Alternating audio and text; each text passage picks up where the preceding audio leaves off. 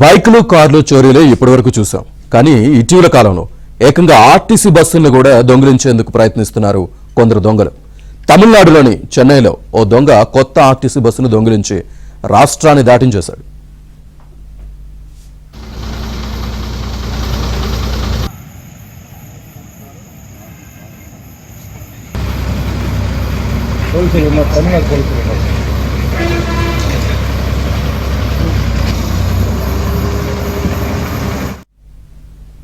చెన్నైలోని కోయంబేడు ఆర్టీసీ బస్టాండ్లో బస్సును ఒడిశాకు చెందిన నిరంజన్ సాహు అనే దొంగ అపహరించాడు.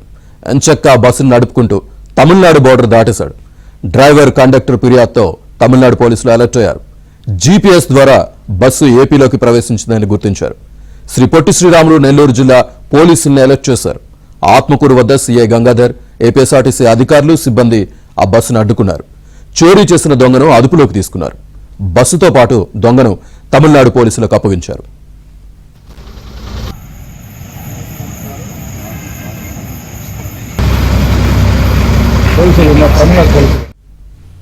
ఇది అంశానికి సంబంధించి పూర్తి డీటెయిల్స్ మా కరెస్పాండెంట్ మహేష్ అందిస్తారు. మహేష్, శ్రీనివాస్, మొత్తం మీద ఇటీవల కాలంలో ఏకంగా కార్లు బస్సులు కూడా చోట్లకు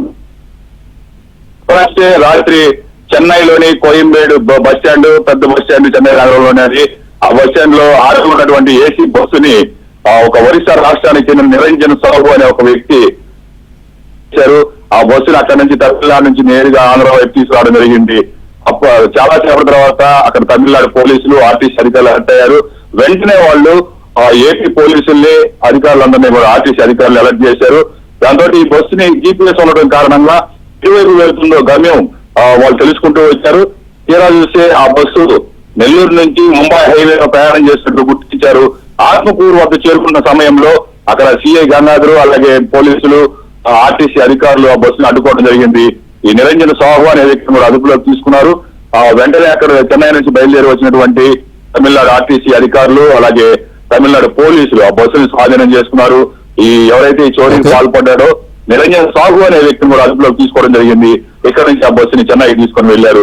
ఇలాంటి సంఘటనల గతంలో కూడా నెల్లూరు, ప్రకాశం జిల్లాలో కూడా జరిగాయి. వీళ్ళంతా ఏదో పిచ్చోళ్ళు అని చెప్పి భ్రమపడుతున్నారు. పిచ్చోళ్ళు అయితే బస్సుల్ని ఎలా చోరీ చేస్తారనే చర్చలు కూడా సాగుతున్నాయి. మొత్తం మీద దీని మీద పూర్తి స్థాయిలో విచారణ జరగాల్సి ఉంది.